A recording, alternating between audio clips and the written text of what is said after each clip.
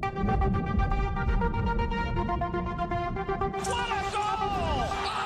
everyone, Mr. Devil here, Kenny Danico, 3-time Stanley Cup champion of the New Jersey Devils, and you're listening to the Uncle Pucker's New Jersey Devils podcast. Let's go Devils!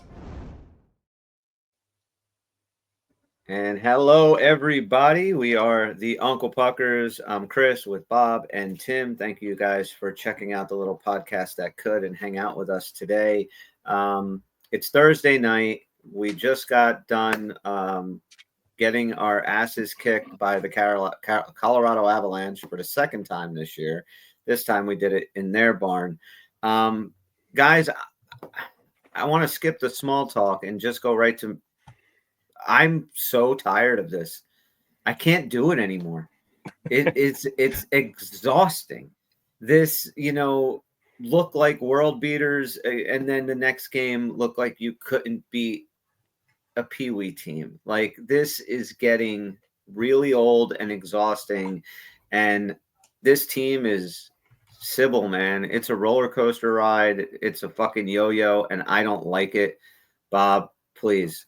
Walk me off my cliff. I ain't walking off shit. No way, man. This is garbage. I don't know where to go with this anymore, man. Seriously, anybody step up once in a while. Like pot of goal. Like, just, this is ridiculous. I mean, yeah, we had the 5 goals on Nashville. Whoop-de-doo.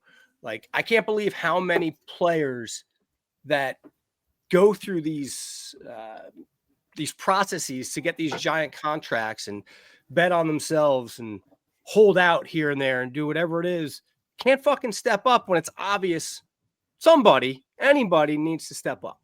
So, yeah, I'm not pulling you off a ledge. I'm going to come over there and push you right off. I'm done. That's not nice.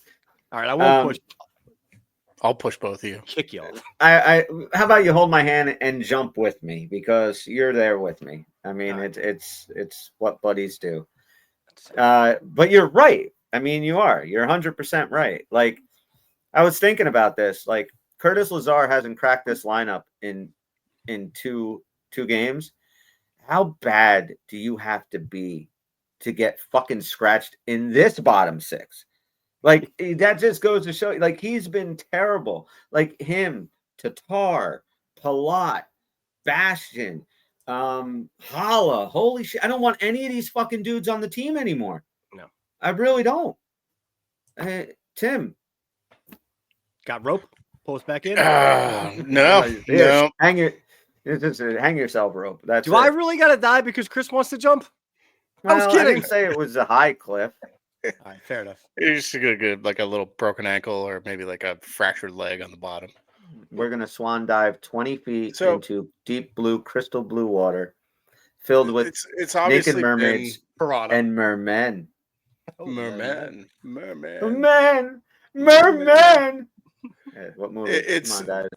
We've clearly, obviously, nobody's got that movie. The Merman. What, Merman? Yeah, it's Zoolander. Merman. Thank you very much, Tim. We were both quoting it. Like I didn't. Yeah, but I said what movie, and Bobby just looked at me like I was balancing a Buick on my dick, and you ignored me. So you cannot do. Which you cannot do. Very badly. We've already proven that you can only fit a micro machine on there. It's a Matchbox car. Come on, give me a little bit of credit. But go ahead, Tim. All right, so if you look at, so obviously it's been a problem since the beginning of the year, right? We rolled into the Christmas break, rolled into New Year's. We're actually feeling pretty good about things. Go back and look at the teams and the wins and the losses that we've had since the beginning of the year. We've beaten one good team since January 1st, and that's Tampa Bay, that we beat in overtime on January 11th. Every other time we've lost to bad teams, we've lost to mediocre teams, and we've lost to good teams. We can't, these good teams have just fucking destroyed us the past couple times that we've played them. Dallas, Avalanche, Golden Knights, those are three probably the premier teams, probably best Stanley Cup favorites. They rolled right over top of us in the last 5 games. I am not very confident about this next stretch of 4 games. But who knows? These guys have been so wildly inconsistent. We get, like you said, we get this 5-goal outburst shutout against Nashville, and we play well against Dallas, but lose. and then we just get absolutely steamrolled by Colorado. Yeah. They need to find some consistency. People need to step up, like Bobby said. Like Jack Hughes has scored 9 goals in the last 10 games, right?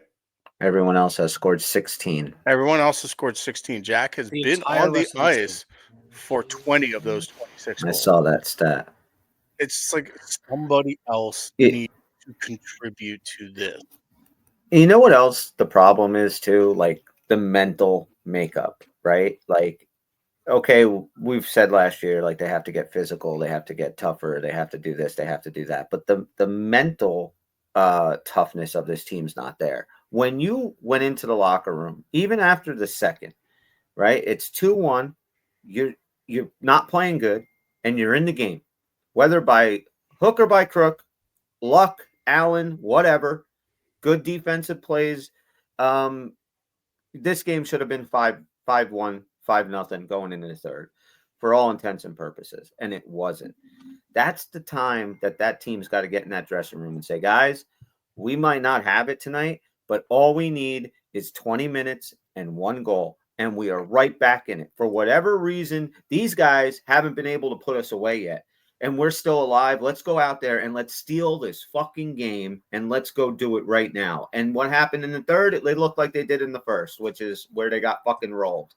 And that's the thing that bothers me. And then once that third goal went in, right, Palat takes the stupid tripping penalty. It leads to, what's his name?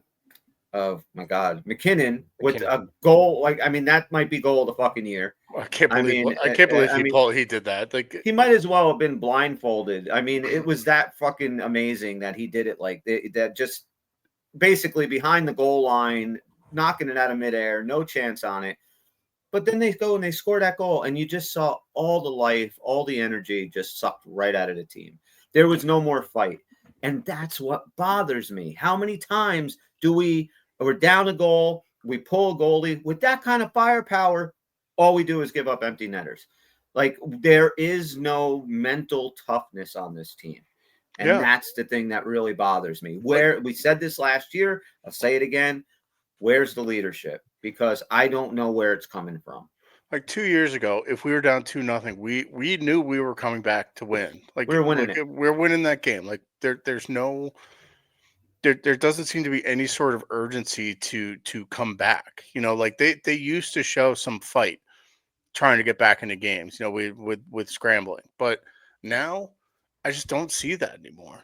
You know, that was just an absolutely backbreaking penalty that Palat took. You know, Jack and Brad were releasing on a 2-on-1.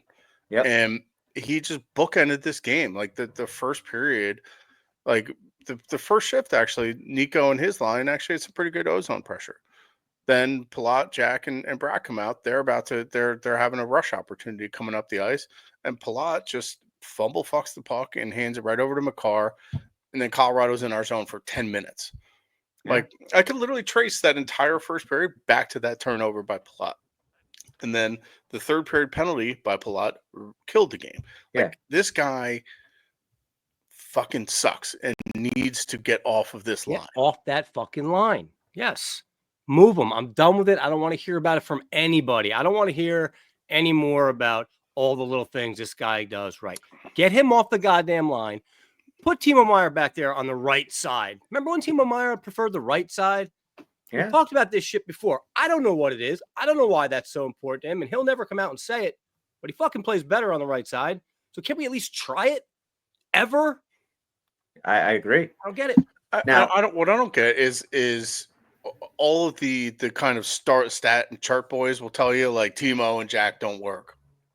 I was looking at this line tool on Natural Stat Trick, and Timo and Jack actually work pretty well together. Like, you put good players together, they're going to work well together. I get Eventually, it. They'll make it work. Yeah. They both shoot a lot, but you put elite players together, they're going to play elite hockey. Like, one of my favorite tweets that I saw last night was Dmitry Filipovich, who hosts the PDO cast. You know, that drawing of a horse, and it's very intricate and beautiful to start, and then it gets worse and worse, and it becomes just like a line drawing at the end. Yeah. He was like, this is like this is an exact representation of Jack and Brett. with these intricate passing plays and then it winding up on Palat's stick. Like Yeah. he just I don't even see him doing these little things anymore. And to the problem is he's become a serious detriment now. If he was just a net neutral kind of a guy out there, fine. Jack and Brad can do it 4-on-5. But now he's actually actively hurting the team. My other problem is the fact that Dawson Mercer has no idea what to do when the puck is on his stick. He has no fucking idea what to do when the puck is on his stick. That play where he came into the zone, he had Timo behind him, and he tried like this behind the leg, between the leg, behind him pass that just got tied up in his skates and bang, the abs were the other way. It's like, and then he just fell and like he's just, I don't know. But I think of Jack's immaturity is showing now when the pressure's mounting. I don't think he knows how to come out of it, and maybe he's trying too much. He's trying too hard instead of simplifying his game, which would probably be the best thing he can do. I thought maybe he'd be past that by now. You know, he's in the league a few years, hasn't missed a game, right? But he's still young, and yeah, it seemed like he's all fucked in the head. That could be it. If this team doesn't make drastic moves by next Friday at the trade deadline, they're done. They're done. And that's if you manage to keep in the top 3 in the Metro, good. And then you just go and lose to Carolina. Or we're going to slip to a fucking wild card spot and have to deal with either Washington, Toronto, or Florida in round 1. And, you're done anyway. So it's like the moves have to be made because this lineup does not work. And look, if we were getting scoring from the bottom 6 throughout the year, we wouldn't be complaining this much. But when it's all on number 86 and 13, and that's it, it's Hischier and Jack to me. Like all season, they seem like they're the only guys that consistently score goals. And I'm not shitting on anyone else. I'm just saying those two are the guys that seem to really push. They're the only ones who score goals. Like Brad's there contributing as a guy, but like that's the major hole that Timo's not filling right now. Well, I'd like him to fill my hole, but Qatar on the second line with Hischier. What the fuck does that do for Hischier? Qatar shouldn't be on that fucking team. No, no. So he was a toss in like signing at the end, like extra veteran presence. I made 3 trades. All right, guys. All right. I made 3 trades with 3 sellers that we know are sellers right now. And none of these three teams have a chance of making the playoffs. I redid the lines, and I really want to know what you guys think. Okay. All right. So for anybody that is on listening to us on audio, we'll explain what it is. If you're watching on YouTube, please hit the subscribe button and the like button, and then you can see this. So the 3 guys that we have are Jared McCann from Seattle. He's 28 years old. He's 6'1", 185 pounds. He plays center and wing and shoots left. He's a UFA after the 26-27 season, and has a $5 million cap hit. This year, he's got 15 goals, 28 assists, 43 points. He's a +5. And this year, he's 42.7% in the faceoff dot. Okay. So that's the first guy. The next guy I went and traded was up in Buffalo, and we brought Alex Tuck in. Also 28, 6'4", 216 pounds, right wing center, shoots right. A UFA after next year, 25-26. Get him for the rest of this year and all of next year. A $4.75 million cap hit. And this year, he has 44 points with 20 goals and 24 assists. And the third guy is Jake Evans, also 28 years old. All 3 of these guys are 28. 6 foot, 185 pounds, center right wing, shoots right. UFA after this year, just a rental unless you decide to extend him and he wants to. It's a $1.7 million cap hit. He has 11 goals, 16 assists, 27 points. He's a +2, and this year he's 52.3% in the dot. So it's 2 guys that we're bringing in to play center and 1 guy we're bringing in to play wing. And these are how I have the line set up. Line 1, Hischier with Bratt and Jack. Interesting. Jack McCann on the center line with Timo and Alex Tuck. Jake Evans centering a third line with Andre Palat and Stepan Nason, and Eric Haula centering our fourth line with Bastian and Cotter. If you want to put Lazar in for Bastian or whatever, I don't give a shit, because none of these guys are really producing anyway. That's what I would do with this lineup, and I think it can make drastic changes to improve this team. What do you guys think of that? I mean, these are the three guys like I would like to have. Like that's it. I think, with McCann, I think the complication in Seattle is that their biggest issue is their scoring, just like ours is. And with the term that he has at a pretty reasonable cap hit, not sure they'd give him up. And like, I know his name was out there in rumors, but that was reportedly that was teams calling about him, not Seattle necessarily offering him up. But I think there is or could be an opportunity to offer up some attractive pieces to go the other way. And I think Seattle's at the point where they are going nowhere. They're out. They're just absolutely going nowhere. They're treading water in this 20th to 25th range. They're not going to get a number one pick. They're going to hover in that 7 to 12 pick range. Not going to get any like real elite talent. They need to bring in some. They need to bring in an infusion of talent. I don't know if so. To get McCann, I would think, because they need scoring and giving up their best scorer, that's probably where I would send Mercer and maybe Gritsuk or maybe Lenny Hamaniho. Those are scoring. Maybe we have 3 second-round picks. Maybe one of those guys goes. Tuck, I love Tuck. Big, fast, scores, right shot. Like, there's nothing not to like about him. Buffalo is loaded up on the left side of their D. All their D is lefty, I think.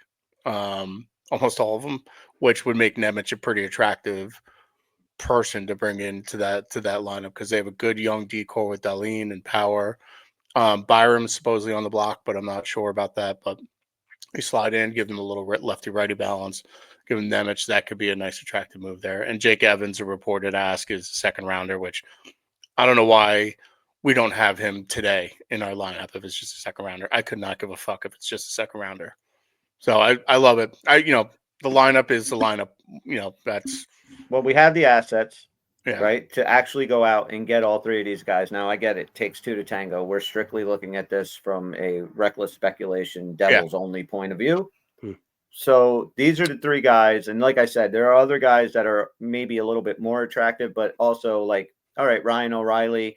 But what are you giving up? Because we know that Barry Trotz isn't letting him walk out the door for nothing. And he has a say in where he wants to go. So, okay, he's gone. The other guys that we're talking about are, guys that are still maybe in the hunt, and maybe the team's not willing to move off of them. But these 3 dudes are not going to the playoffs this year unless they come to New Jersey or they go someplace that is. But these are the moves I would try to make. And this is the line that I would. What do you think of the lineup? Well, let me jump in here too. Yeah, jump in about. So, Alex Tuck, first of all, absolutely love that idea. Think he would come in, compliment a guy like Hughes really well. So I'm all on board getting him one way or the other. Jared McCann, I can see where that definitely be helpful to me. He profiles more as that third line center that we'd need, which would go back to our more traditional model of kind of Heiser, Hughes, McGann, and then figure out the fourth. Jake Evans, you guys got to help me out on. Like, other than the fact that he's very inexpensive and he could be gotten for a pick, I don't personally see the huge draw with him. What's the upside that I'm missing that you'd be willing to throw him as a 3C? Well, 52.3% in the faceoff dot. So if you're going to put him in 3C, he's automatically going to be doing a lot better than Haula and Dowling. Dowling's been getting the starts there the last few games. He's physical, right? He's hard to play against. He plays that heavy kind of playoff style hockey. He'll hit anything that moves, and that's why I think him on the third line and you pair him with maybe Palat and Nason would work, because him and Nason play similar. And Palat can do the little things when he's only asked to do those little things, not asked to carry a fucking 1/3 of a top line. Now he has to just carry 1/3 of a third line. He's also really good defensively. Would be a Right. good PK guy to He's slide great in on the there. penalty kill. Yeah, he's 5th on the Canadians in points per 60, behind Caulfield, Suzuki, Slafkovsky, and Gallagher.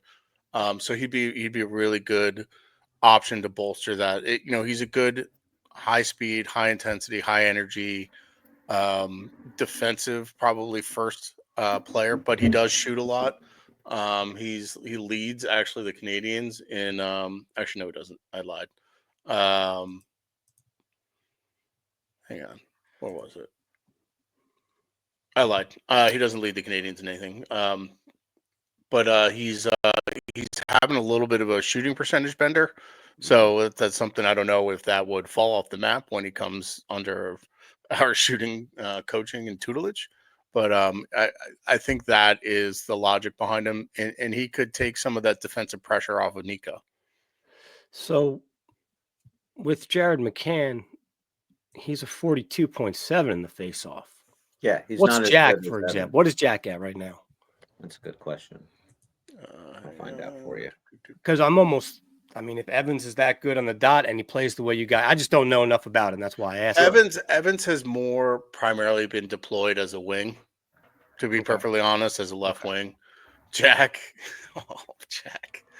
he's 37.5%. Oh, okay, so it's an upgrade. I didn't think it'd be that much of an upgrade. But that's the thing. It's like those are like the publicly available face-off percentage numbers, right? And I personally don't ascribe a lot to those types of numbers because 80% of face-offs, which is a number that I just made up, wind up in kind of a scramble, and the wings are actually more important. The wing support coming in to help the center. But it paints a part of the story, and we all know Jack is now proficient. Yes, yeah, and that's why Nico takes 100% of the defensive zone draws.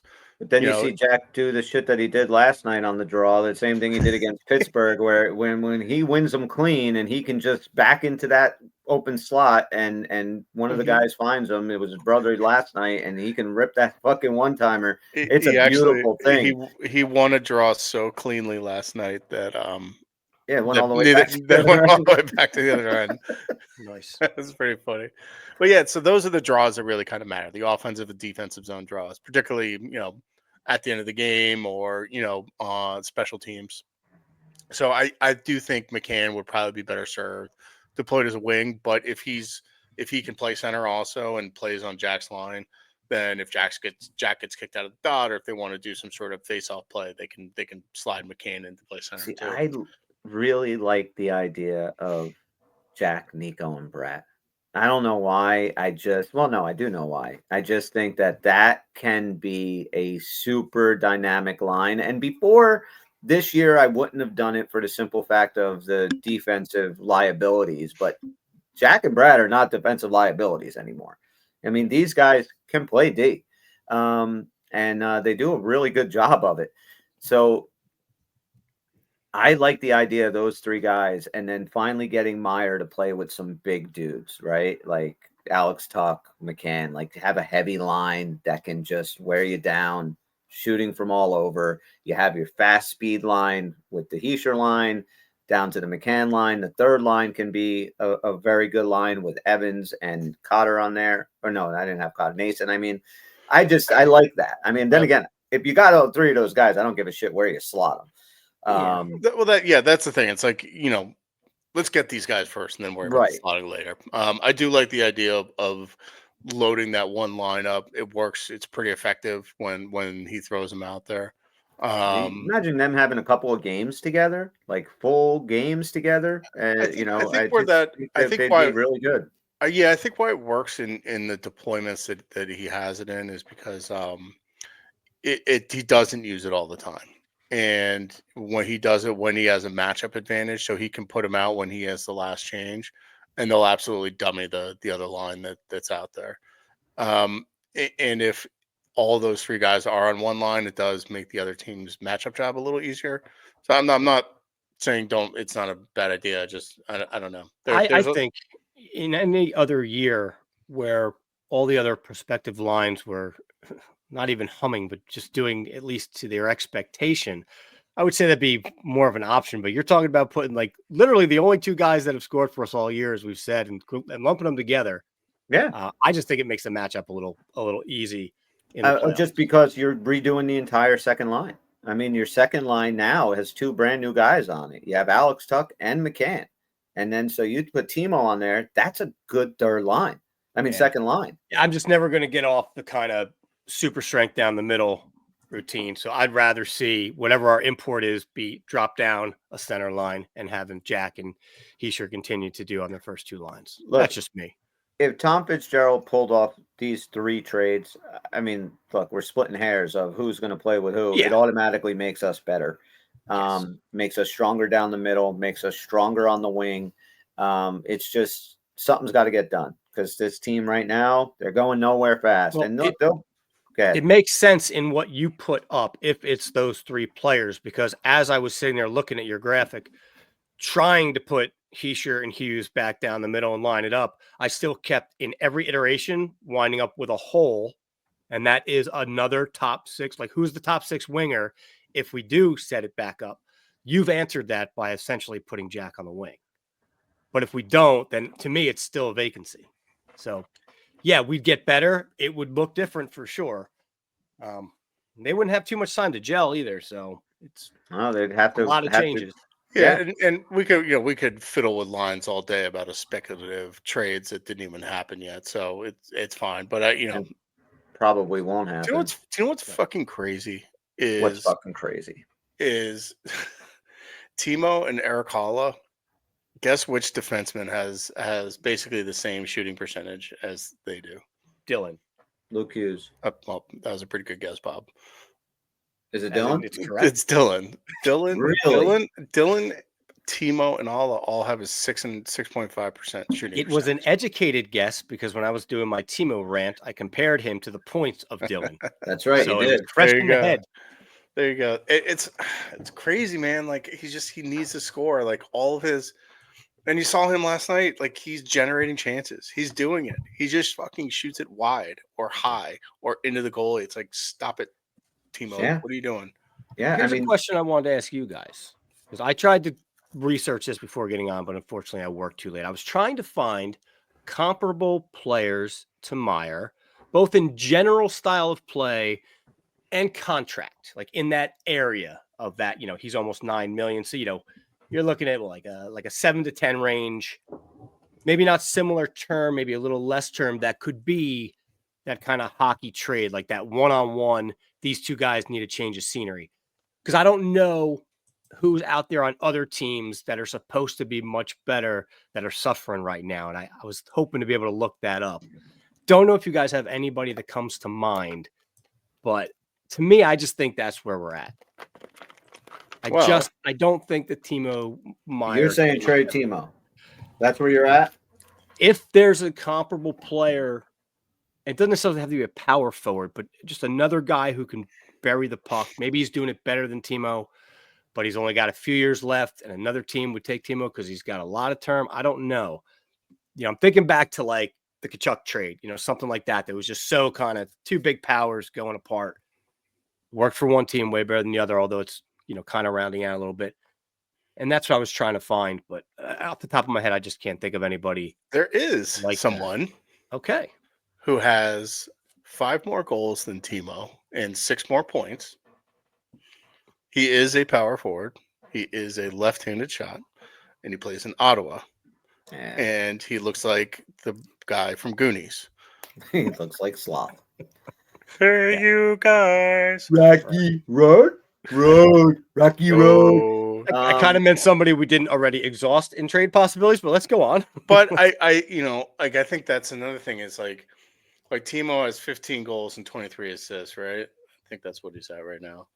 Like, I mean, Brady's not exactly like, and that's what I was saying before the other episode we were talking about Brady versus Matthew. Like Matthew's a much better hockey player, but like Brady only has 20 dirty mouth.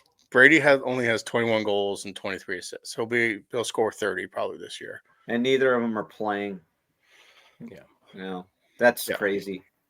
All right. I mean, look, I'm not going to argue with you over Brady or Matthew. They're both amazing players. And I just think that I like Brady's game a little bit better. He's a bit tougher. He's more of that power forward, where Matthew is much more skilled than Brady is. But I think Brady will be there. I think he'll get there.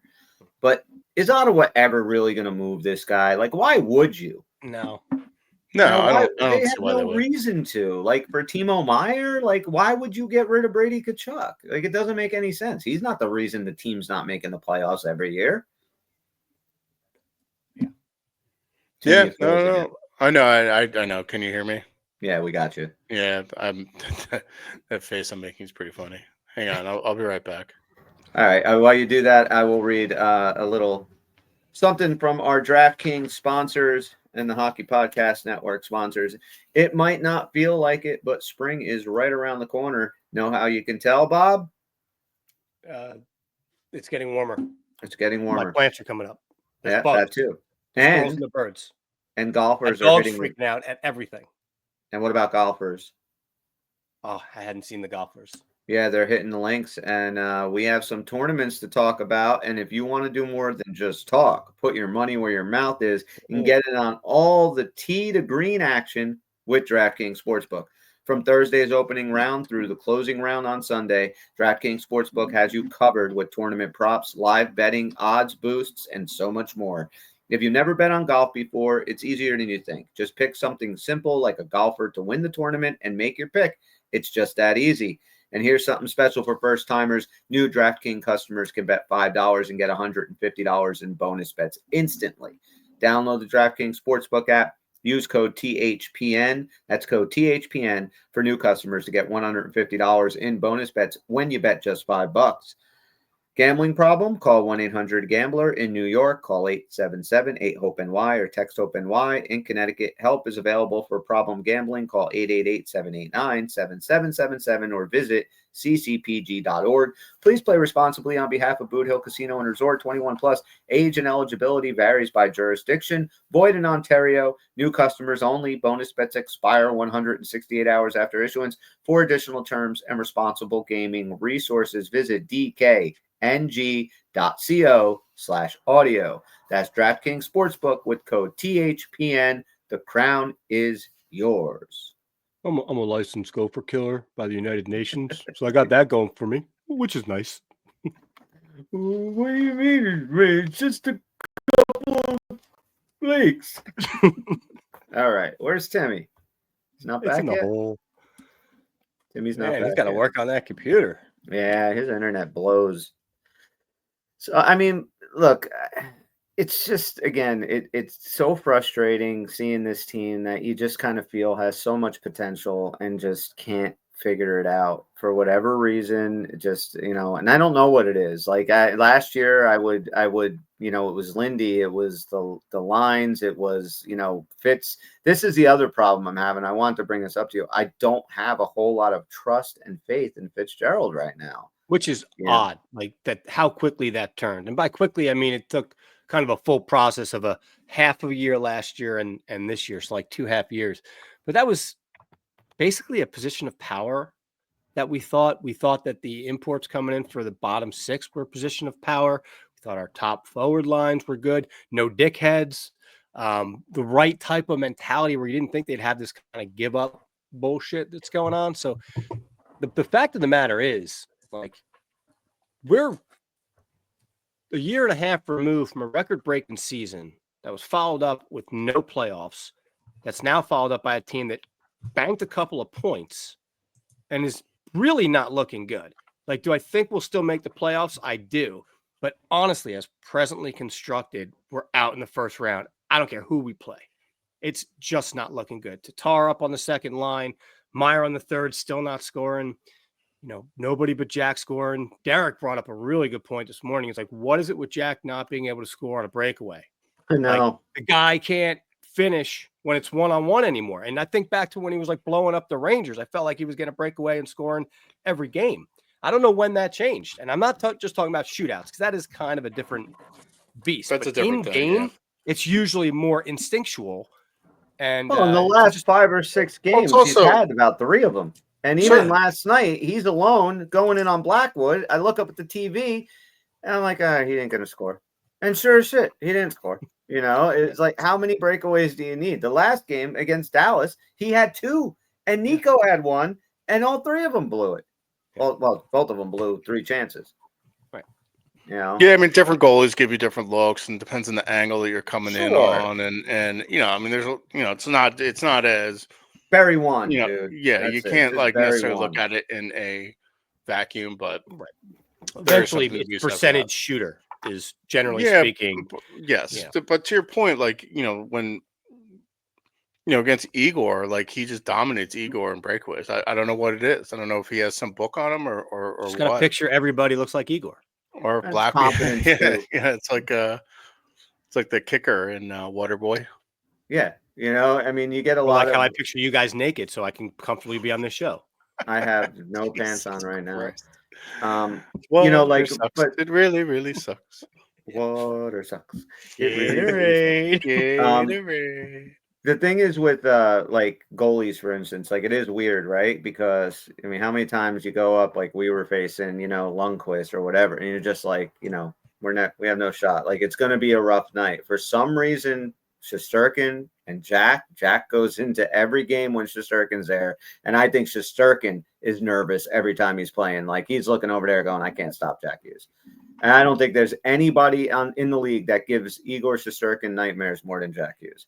But Jack can't do it against anybody else. Yeah, I think Igor said basically as much that Jack's the guy that he sees in his dream. Yeah, we need to find this fucking kid some help, man. Like, yeah. Jesper Bratt had a great assist streak, but yeah, he needs to fucking score a goal. Mm-hmm. Timo needs to score a goal. Eric Holla, where are you, man? Like 0 points. Like he has like a Ryan Graves like stat line over the past 25 it's bad. minutes. It's bad. Really bad. And I saw the lineup. One thing I was going to say is I'd actually move Cotter up now. He's actually been one guy that's actually looked pretty good. Like he looked okay against Colorado. He had a nice shot. Problem with that. Nice long distance shot from the left flank that that rang off the crossbar. Yeah. When he gets that shot off, like he's got a nice little snipe. He's got sick hands. I mean, that's a perfect example of somebody else that you can put up in Palat's spot. Because like you said, Palat's actually become a liability now, where at least even this guy broke even. He's not going to be a liability. He's going to bring something different to the line. Just, I don't know. I just can't understand why nothing's changing and we're running out of time. It's almost like, and I think I wrote this in a blog months ago. It's almost like they're hiding him in plain sight. It's like they know they can't put him anywhere else, so it's like fuck it, let's just put him with our 2 best players and hope for the best. Working.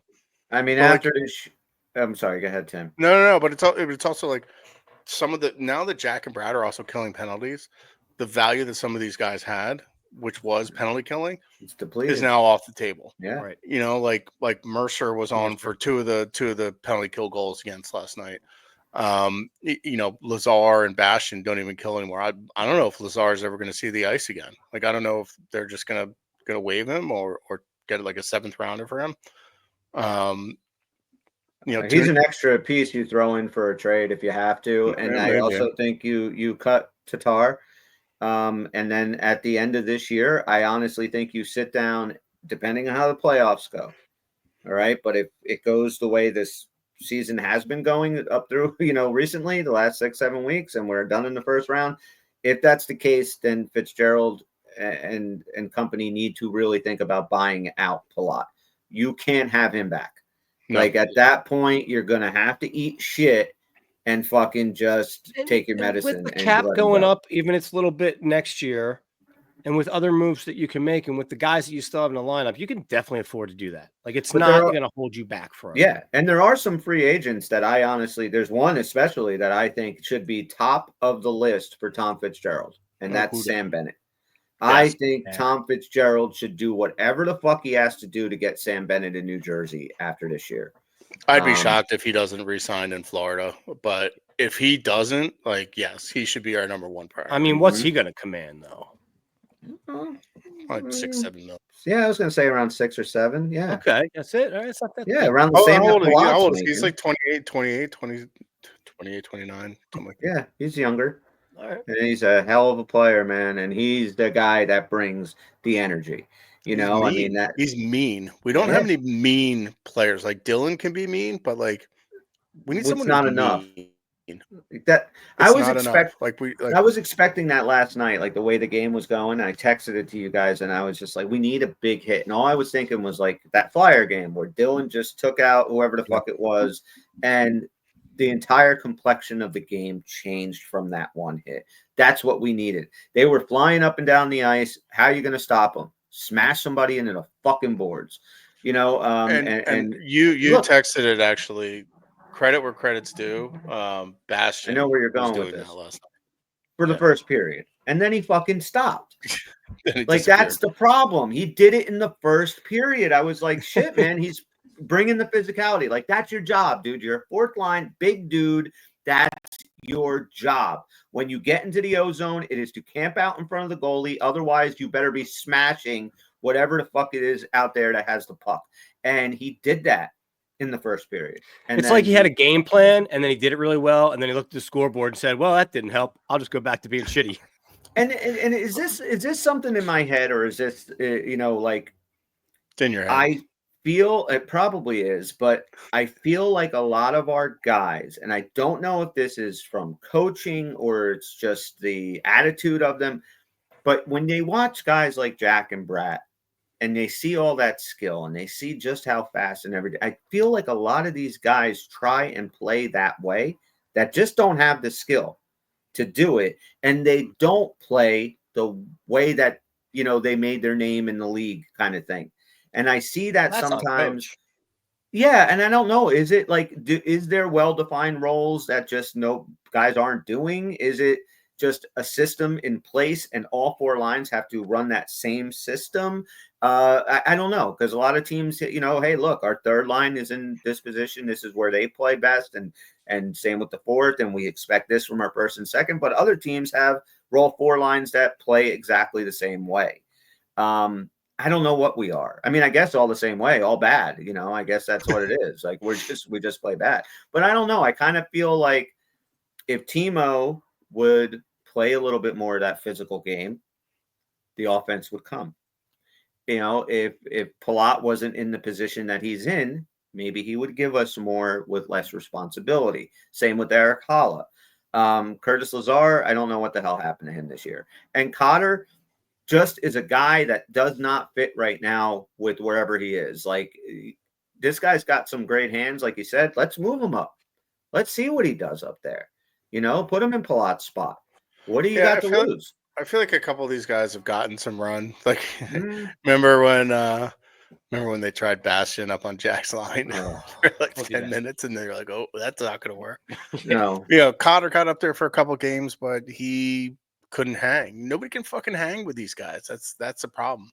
I don't know. You put Heischer, Jack, and Brat together, and you trade for those other three guys. I mean, it's part of the identity crisis that this team is having. It's like, what are we? Yeah, man. Man. All right. So, do you guys have predictions? Sure, I can come up with a couple. All right. So, let's do our prediction part of the show. We do have a little bit of accountability, not a ton of stuff, but I think I took the wrong fucking thing off. So, hang on 1 second. So, let me get rid of this and let me put this back. Upload file. And Chris is uncomfortable with quiet time. I don't like uncomfortable silence. I'm the same way. Like I listen to podcasts all day, like hockey podcasts, and when I'm just doing whatever, my brother's just like he gets mad at me because I'm always listening to something when he wants to tell me something. So I'm like always like, what? And I'm like, I cannot exist with the thoughts in my own head. Like that. So we have do an outlet. Tim's first three predictions, none of these are off the board just yet. So they're going to stay on, and we'll wait to see how they go. Tim, you got that Timo going for 30. Not I looking have good. my Not looking three good. that I made already. And these are all still on the board, so we'll wait. But Bobby, you did have something come off the board. You did get wrong answer for Timo Meyer will score against the Predators on the 23rd, and he did not. So, do you remember when Dan would just keep running his shutout streak until like the last day of the season or whatever the hell it was? I could probably just do that with Timo. I think it would get the same laugh as we go on. Exactly. Timo will score. Well, I don't know if you guys see my tweets, but I put a couple bucks on the Timo goal every game, and it's not working. It's not working out great. A lot yet? It's not working out great for me so far. I'll bet it's not. Yeah, my kids are gonna have to go to community college. But as soon as you stop, a la Dan's shutout, that's right. It's coming. The first week March, you didn't do it. Now. March 1st, I'm doubling down on my Timo. All right, Bobby, what's your first prediction? First prediction is I will likely throw a boot through my TV by April 16th. April 16th? That's the end of the season. No, I'm not going to do that because I like my TV more than I like this team right now. So I'm going to say that Draisaitl will pass McKinnon and win the Art Ross Trophy. Ooh. I got a McKinnon. I mean, well, no, it's not the same, but a McDavid prediction. Draisaitl will win the Art Ross. Yes, I like it. Tim, what is your first prediction? All right, I like the trophy predictions actually. I think I'm going to go with Zach Werenski wins the Norris. I don't think that's going to happen, but I like it. You shut your mouth. I think it's going to this guy that got it last year. Quinn? Yep. Is he playing back again? I think he's coming back this weekend. He missed too much time. All right. My first prediction is that Jonas Siegenthaler will miss the remainder of the season, but he will be in the Devils lineup for game 83, first game of the playoffs. But he will not play any more regular season games. But he will be in. You got to nail both sides of that. That's a two-parter. I have a clarification question. Sure. We're going with game 83, right? Yes. And not game 1 next year? No. So if game 83 doesn't happen. Game 83 doesn't happen, I lose. All right. Game 83 is going to happen. I'm being a negative Nancy to clarify. Very negative. All right, Bobby, what is your second prediction? Our old buddy John Marino only has 1 point in his last 5 games, so he will definitely get at least 1 point against us Saturday. Damn it, you stole my prediction. Did I? Yeah. We got DeSimone there too. If you want to kind of piggyback, he's not even going to play. Oh, point per beat. And Tim, what is your second prediction? The Devils will split the games this weekend. We'll split Utah and Vegas. Yes. All right. My second prediction. Jacob Markstrom will start in goal Tuesday night against the Dallas Stars. No. Not before. That's no. Okay. Nope. I think it'll be Dawes Saturday, Allen Sunday, Markstrom Tuesday. But only Markstrom is my prediction. Okay. So I say he comes back on Tuesday. Bobby, what is your third and final prediction? That Austin Matthews will net at least 2 against the Rangers tomorrow night. They're playing tomorrow? Yeah. All right. I like that. You got stuff coming off the board soon. Tim, your third and final prediction. All my original predictions are all like season-ending stuff. Yeah, mine are down the road too. All right. Timo Meyer starts March 1st against the Utah Hockey Club by scoring 2 goals. Wow, you're doubling down. He'll score 2 goals against the Jazz. Yes. Yeah. Let me just caution you. John Stockton can't stop him. No, my original Timo Meyer will score a goal prediction was actually going to be 2 goals, but I quickly came to my senses. And even that turned out to be way wrong. And Tim just doubled down on that shit. Double down. I like his logic though. He's going to feel good. He's going to get one, and then he's going to remember that he knows how to score. I'm going with my March Timo Heater goal theory. It literally starts in the first. It starting on the first. But that's what it'll take, right? Once he gets one, you just kind of feel it that it'll just start coming in. This happened last year. I would love to be his biggest fan again. So bring it on. I randomly won like a couple $1,000 betting on Timo 2+ goals last year, and he had a hat trick, and it was like his first time scoring in like a couple of weeks, and it was like early March. You know, it's funny. We constantly talk about trading for Brady Tkachuk and stuff. Like Timo Meier can be that player. Yeah, like he hasn't. Adds to the disappointment. But he's that's what I keep saying. It's like, well, he's not like as kind of, I guess, vocal in his like kind of. I think he's not a dude. Scrum aggressive, and you know he's not face washing people and yapping away like Brady does. You know, he's a little bit quieter, more reserved, but he's still banging around in the corners and just being a bull. Like like I keep saying, like he's doing everything right. It's just not going in. I know. All right, my third and final prediction is that Jesper Bratt will finish this season with more assists than Connor McDavid. Oh, I love it. That's a good one. Yeah, that's quite the accomplishment. I mean, that would be saying something, dude. He probably won't score another goal, but he's going to get 100 assists. 17 goals and 90 assists. But yeah, I say he's going to keep doing it. As long as he's still playing with Jack. Everything that Jack scores is set up by him. It's just how it goes. I had a very random. The word, yeah, that was it, right? Those are the three. That was it. Those are three. Yeah. I had a very random trade thought the other day. Ooh. Boston. Oops, sorry. People were throwing around Marchand as potentially coming. I don't think he should be the guy that we should inquire about on Boston. Like, where's Pasta in all this? Like, they're not moving him. It's already been. I heard a couple of Boston people talking, insiders, and saying that that's like completely off the table. That they are not moving Pasta. All right, but like in like a year when they're terrible, and he's like, "What the fuck am I doing here?" I mean, I would love Pasta. With meatballs. Give me pasta. Pasta and Panarin. Too much carbs. Yeah, go pack the cat and have it, Yad. So, I mean, I would love to have him, but I think the three guys that we kind of focused a little bit on today, I think those are three reasonable trades to make.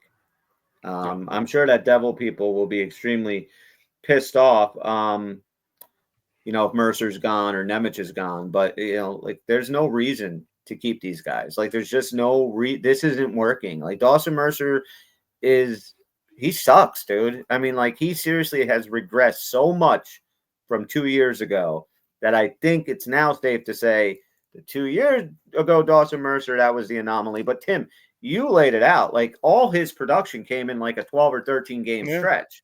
So in actuality, you take those away, and this is what we get. And it was right around, I think it was like February into March. So maybe he does that again. I don't know. Look, it's Seattle can have a lot of fun with them, or Buffalo can have a lot of fun with them. I heard he loves his coffee, and he loves fishing. He could do the fish toss at the Seattle market. That'd be awesome. Nemec can go to Western New York, and we can forget about him, and we can take Alex Tuck off your hands for a year or so. Lindy Ruff loved Nemec. Yeah, I mean, let him go there. I mean, he could do no wrong in Lindy's eyes. So yeah, I did see something funny today that I was like, oh man, I'm laughing at something funny that Lindy Ruff did. But what did you see Rob Ray get hit in the face with the puck in between the benches? And he was like, oh, fuck. It was like one of the funniest oh, fucks I've ever heard in my life.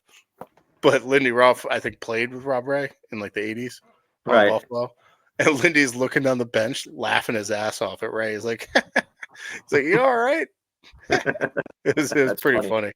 But Tage Thompson was like, Tage Thompson said something funny. He was like, are we going to change the pucks out? They're probably all dented now.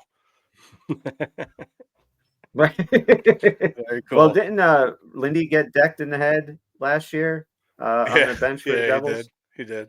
He did, right? Yeah. He I got thought clipped. I thought I had something I wanted to show you guys, but I don't think I have I it was hoping you here. were going to pull up the soundbite from Waterboy when the professor could hit the football. Ah! I had. Oh, frig me! I can't find it. I'm gonna have to I watch had that it. movie. It's great. I had the Ukapeka Lukanen soundbite where he just Ukapeka Lukanen. I had the soundbite. I can't find it. But all right. Well, is there anything else that you gents would like to chat about this evening? Yeah, I guess last, we're talking about Nemec so much. What did you think about Casey last night? He got sat for some pretty extended time. Didn't think he was particularly strong defensively, but wasn't necessarily a liability. I mean, the whole team was a liability, so it's kind of hard to judge. But Seamus yeah, Casey to me is he's going to be a very good player. The offense comes naturally to him. We've seen it. But he is small. Now the thing I like about him, he does battle. I mean, he's not afraid to get in there. He's not afraid to get into the corners and scrum it with people. Where I feel like Nemec, you go back to the first game he played against Vegas, right? Where whoever it was, the Knight had the puck against the boards and he just wrapped them up and, tried to push them off of the puck. Like he didn't know what to do. You know what I mean? He took a penalty on it, took that holding penalty or whatever. So like you see Seamus Casey, he's much better at board battles, I think, than Nemec. The offense is absolutely way better than Nemec. I just think the defense will come. He has not had a lot of time, 10 games in the NHL. I think that he'll be okay. And I think that that's smart. Sit him. He's not like Nemec. He's not going to put a puss on his face if he only plays 10 minutes a night. He wants to learn and he wants to get better. And that's what the thing I really like about him. He's extremely coachable. And that's huge for a young player, especially a young defenseman. So I like his attitude. I like the rapport he already has with the Hughes brothers, another American kid, went to school with Luke. Yeah. So I like that aspect of him. I think he'll be fine. I would much rather, of course, Siegenthaler here and him down in the AHL and us not even talking about him. But, he's here and he's going to be here at least another 20 games until 24 games or whatever until Siegs is back, if he comes back. But I mean, I don't know. What do you think, Bobby? Well, he's small, he's young, and like you said, the defense is going to come. He's not exactly paired in the perfect situation for a kid of his stature too. And with how much experience he has, like you're not sitting him with like a Pesci or something constantly, right? Or some kind of like real soothing kind of force up there. So it's kind of patchwork right now.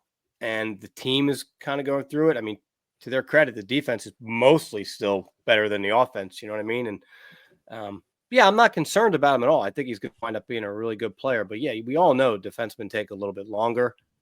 And he's very young. That's the bottom line. You can't expect everything from these kids all the time. Let me ask you guys a question. If the offense wasn't an issue, okay, if we were scoring goals and winning games, the way we should, right? And Siegs got hurt, would they have even tried one of these two guys, or do you think it would have been Hataka, a much more defensive-minded defenseman? If you didn't have to try and get offense from wherever you can find offense, gotcha. Do you think that maybe it would have been a defensive defenseman back there? Just hold down the fort. We don't care about the offense. Just hold down your end and put a guy like Hataka in there. I'm just curious. I think we even talked about it when Siegenthaler first went down. If you're just trying to kind of replace him, you're kind of better off going with a defensive guy. But at the time, I remember personally saying Nemec deserved the call up because at that moment in the AHL, he was heating up and he is technically your next best defensive prospect. So you bring him up. Said that. All three of us said Nemec should be the guy. I think if we were humming along and we wanted to actually just kind of stopgap that on defense, I think it would have been Hataka. Yeah, I agree. I don't know. I mean, I kind of am at the point where I think Hataka should get a look right now, to be honest. We're running Pesci out on his offside. Kovacevic hasn't been very good for the past couple games. You sit Casey? Kovacevic. No, you would sit Kovacevic? Yeah, maybe. I don't know. Rotate Okay. Nemec, Casey, and Kovacevic. I don't know. It depends on how they have I to don't know. do any roster shenanigans to have the roster max limit and what the implications would be cap wise. But If nobody else gets injured, guys, I don't think Simone Nemec is playing with this team. I don't see it. I think that they've seen enough in these 2 games. I think that they feel much more comfortable with Seamus Casey there. I don't think that Nemec is going to get any run. I will be very, very surprised if he's now. I mean, granted, he got back-to-back games. Possibly they throw him in, but I don't think they're happy with it at all. The development, and they shouldn't be. I mean, he did come into this season with like a pretty bad injury, and that clearly has set him back and just fucked up his whole timeline. Right. I don't. I'm not like giving up on him and saying he's a bad player by any means. I still think he's a very valuable player, but I think his value is probably at best as a trade chip right now. That's exactly what and I was like going to say. we might lose a 10, 15 year stud defenseman, but if that helps us win a cup in the next year or two, that's the trade off you make. Yeah, nobody gives a shit. You know what I mean? Like, you don't care if it ends up being the right deal. Like, I mean, right now, you don't win shit for having the most great, the deepest right-handed defenseman prospect pool. Right, You don't right. win shit for that. Yeah. You gotta look at your assets as a position of power and look at the whole depth. Like, you didn't know what you were going to get in last year's draft that now pushes up other prospects behind and what type of defensive players they are. Compare that. I mean, you can't go into every trade worrying that Nemec's going to wind up becoming like incredible, not with you 4 years from now and have like a wonderful 5 or 6 years if it's not working for your system right now anyway. Like, what's going to make this team better, way better, and push for potential? Because Heischer's been here a long time. Jack and Brad have started to get here like a while now. Like, we talk about the core. How many kicks at the can do they truly have? I don't know, but we lost last year. This year's not looking like we're going for it, at least to this point, right? Fitz hasn't done anything. So that goes into next year. So we're 2 years removed from a franchise record point season with still nothing to show for it. So if you're not going to sell, like, when are you going to sell? One more question. Yeah. Are you guys at least as confident in your thought process of signing Kovacevic as you were earlier in the year when everything was going right? Or do you now see that as, I can see where they wouldn't? Tony made a great point on the last show he was on where he said he would trade Kovacevic. I think that could be something there. Again, right-handed defenseman making a playoff run. A team wants him, maybe you ship him out west and you can get an asset back. It all depends to me how they feel about Nemec and Casey, and what would the extension be. If you're going to trade Nemec this year, Casey's fine another year or two down in Utica, and if you want to sign Kovacevic to a 2-year deal, $2.5 million, something like that, for just the 2, then you can keep them and you match them up with Siegs again. They were fantastic. You hope that they can get that magic back. And then in a year or two, who knows what you're going to do down the road, 2 years down the road, where you're going to hold on to Dougie Hamilton. He's got his no trade clause or no trade clause kicks in. So you can move off that contract if you were comfortable with the younger guys. I also think the unknown here is Siliev too. When's this kid possibly going to be ready? Because that is a guy that they're super high on. I think higher than Casey and Nemec, that they think this guy can be the next Zdeno Chara. I don't know if that's where his ceiling is. But I love the idea of Siliev and Casey as a D pairing. Right. And I think that Tom Fitzgerald does too. If you moved off of Nemec this year, I would be fine with signing Kovacevic for another 2 years. I wouldn't go over 2 years, and only because at that time, then you got the Caseys and the Silievs that are going to want to come up and you're going to want to give them a shot. So if you had to trade him this year to get the guy you want, I say do it. If you can sign him for 2 years, I have no problem with that. If he walks at the end of this year, I have no problem with that. So in no way, shape, or form do I feel like he is an integral part of what we're going to do moving forward.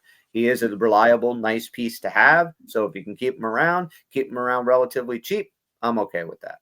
What do Yeah, you I mean, think? I think he's kind of proving out to be a little bit of a COVID or a Siegenthaler merchant, but he is and this is the reason why he's always been, kind of a bottom of the depth chart guy, a 6'7" guy.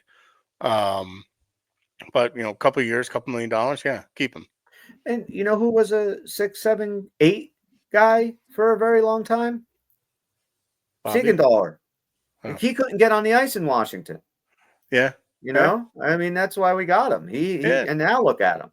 Defensemen So take, you can't exactly. teach. Kovacevic skates well. He's big. He's got good reach, and has a good head on his shoulders. Yes, he's a smart player. And he's only 25, 26, even though he looks like he's 32 and hangs out at DJs. But what do you think, babe? About keeping him? Yeah, like what do you feel No, about Kovacevic? I agree with where you're at. I mean, it does depend on what else they do, but I would look into trying to keep him for a couple of years max. I think our pipeline is pretty impressive, and yeah, I got no problem with him. I do like to see what he does again if Siegenthaler comes back. But it just occurred to me because I mean he came out with a bang, right? Kovacic, we knew that wasn't going to maintain. And Hasn't scored since then. Right, you look at this the way they were like such a good shutdown pairing. I don't think he has one goal game one. But it always came back to we all kind of thought he was the 1-year guy, the extra guy even. So it just got me thinking as the years progressed, looking at who we have waiting, would it make more sense just to let him go? I personally think that one way or the other, we're spending big next year, both in unless something miraculous happens in the playoffs this year, where like a really deep run, the team figures out who they are. I think you're going to see big money trades and big money signings next year. Well, I mean, if Kovacevic has a market right now, okay, so if there are teams interested in him, and you aren't going to sign him or you're not really moving that far with the extension talks, if Siegenthaler was healthy, I would say then that would be a nice chip. Trade him and you can maybe get something of value back. But with Siegenthaler gone, even if he walks at the end of this year, you got to ride him out. We need a guys to kill penalties, man. Yeah, like you're not going to trade Kovacevic and put Nemec in his spot, and now we have Nemec and Casey, and oh look, it's a repeat of fucking last year when our defense blew. So I like him. I think in a perfect world, we re-sign him, we keep Nemec, we keep Casey, we let those two stew in the AHL, we get all the pieces that we want, we win the Stanley Cup this year. I don't know why that's so fucking hard, Tom Fitzgerald. Now make it happen. You know what? It's crazy because that's a great segue into our final question. And this is going to be on a scale of 1 to 10, 10 being the highest and 1 being the absolute lowest. What is your faith in Tom Fitzgerald right now in this moment, Tim? 5. Care to explain a little or no? I think he's in a very difficult position because downward dog position. That's very more like the praying mantis. It's got a Russian hooker in the corner that's dead, and he doesn't know what to do about it. It's a walking stick. Yeah, he just killed a hooker, and he's like, "What do I do?" Yeah, she's in the bathroom, and I gotta pee. Yeah, it's like she was doing coke. I don't know what happened. Well, what are we talking about again? We're talking about hookers. Tom Fitzgerald builds his teams in the offseason. That's become his kind of MO, right? What he's not good at, it seems, is pulling the trigger and being a little bit more ruthless in season. Like he likes to build his team and let them become family and be, this kumbaya shit, about New Jersey. It's a great place to live. What I would like to see him do is put his nuts on the table this year at the deadline and be like, yeah, this is a team I built. Some of these guys are underperforming, so I need to bring in reinforcements. You have the assets to do it. Bring in the reinforcements. if you need to overpay for something because the marketplace sucks, and this is the other kind of side of this, it does seem like the actual marketplace for who's selling and who's available on those sellers is what's hard. We kept talking about McCann, right? I don't think Seattle even gives him up because there's no reason for them to. Like some of these guys, is Tuck even available? I don't know. I don't see any reason why Buffalo would want to give him up. Like Cousins seems more like the guy that they're gonna part with. So it doesn't seem like there's a lot of those types of guys that we want, those big names, those good scores that we're actually going to get. And I feel like people are going to be disappointed. And I think Fitz has overcompensated for something that wasn't necessarily as huge of a problem as he made it out to be. No reason to give Curtis McDermott a 3-year deal. No reason to re-sign Tatar. No reason to give Pilata no movement clause. No reason to give Hala a no movement clause. The Timo deal, in hindsight, yeah, that's not working out great. But at the time, that was the deal that everybody was fine with and working. And that's still TBD on right. Timo. We we got him for a while. So right. And Tom's first round draft picks are looking pretty fucking bad of late. Holtz, terrible. Stillman, terrible. Mook Medulin was a piece in a trade for Timo. Great. I don't even know if that guy's even playing in the NHL. Mercer's kind of looking pretty bad. Nemec, hasn't progressed like we want. He's still very young, though. So if Holtz could have just become what he was projected to become and just sit on that flank with Jack and Brat and be that guy burying those pucks, we wouldn't be sitting here right now. Yeah, the problem. I know it didn't. It obviously didn't work. No, but it would never work. He's not that guy. He's not that player. With the player that everybody imagines Alex Holtz to be, he's not. And I'm just saying that was his projection. Extremely evident once he got shipped to Vegas, and they fucking found out too. They did the same thing. And he did some time down in Henderson, and then he's on the third and fourth lines. Whether or not he's not an everyday NHL player right now, Vegas saw something in him too. That draft was all on Holtz, man. It's all on Holtz. Whatever it is with this kid, mentally between the ears, he can't fucking figure it out. That draft was the peak of COVID, so I feel like something slipped through the cracks where it was missed at, he's just a vapid airhead up there and can't process the game quick enough. Like something was missed in that. The guy I sometimes kick myself in the ass for letting go is Sharon Govich. Now, I think if Sharon Govich would have developed here, we would have had a really nice piece that I think will contribute big time to this team. He'd be a very good 3C right about now. Yeah. So, I mean, he can play anywhere. He can kill penalties. Another guy, Blake Coleman. I mean, that's a dude that, he would do wonders here. But Calgary is right in the thick of it. They're not moving anybody. So, what is yours, Bobby? Your grade? I'm with him too. I was thinking 5 right away. That's just a little bit of what he's done in the past and a little bit of what I'm assuming he's doing now. I know the guy's on the phone. He's not doing nothing, but I don't have the confidence that he's got a ballsy move in him. So he'll have to show me, and then I'll move it up.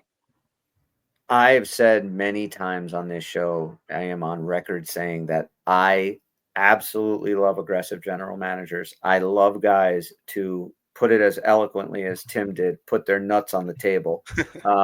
And Josh Harris comes in. He's like, wait a second. We just traded for Brady Tkachuk. Get your dick off my table, Tom. Just do it now. Get it off.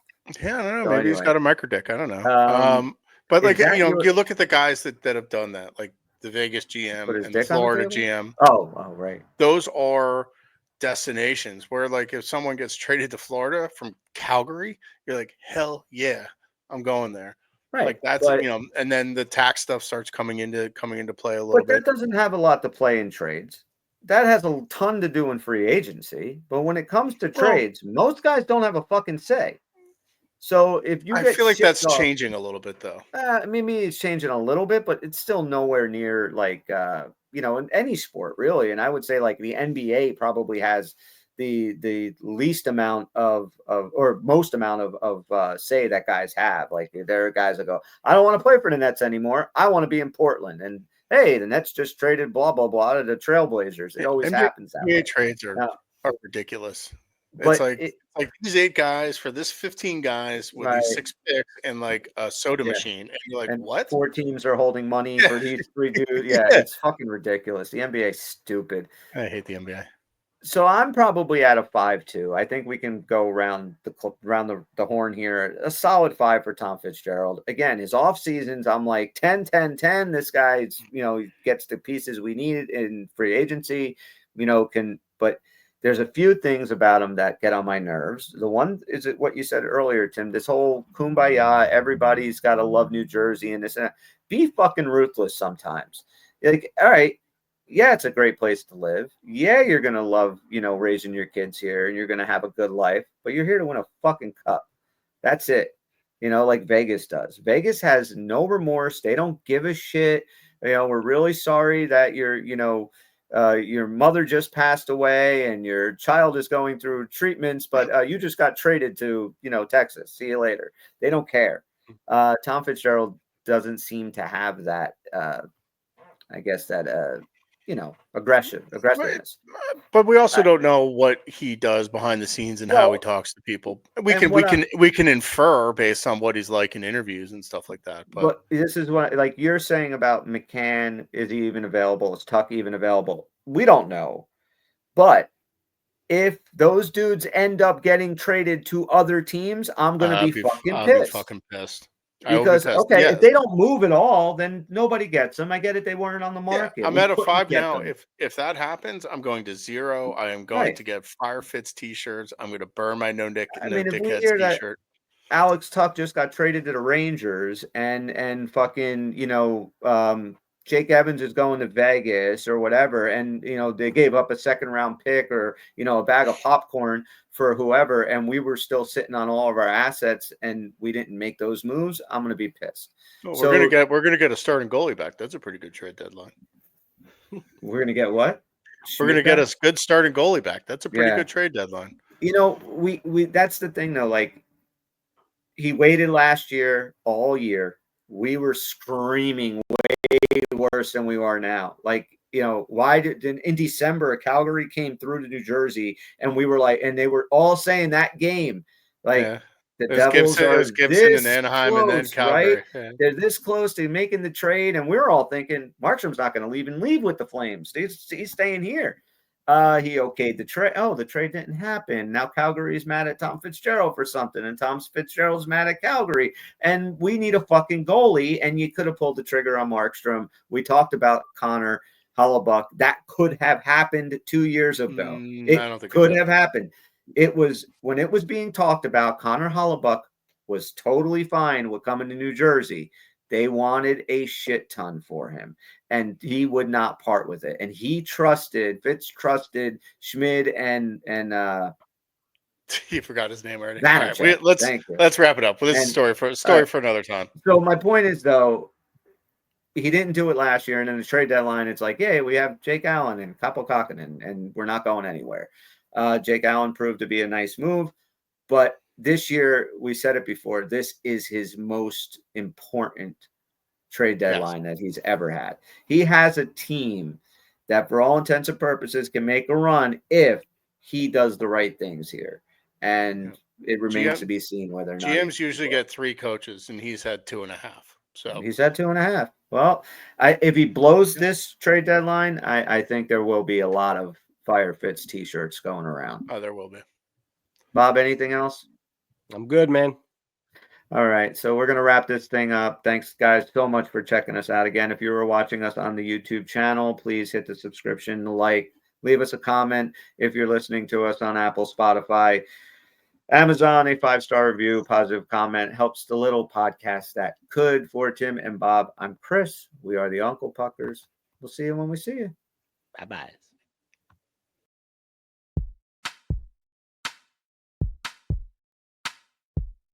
It's over, Johnny. It's over! No vowel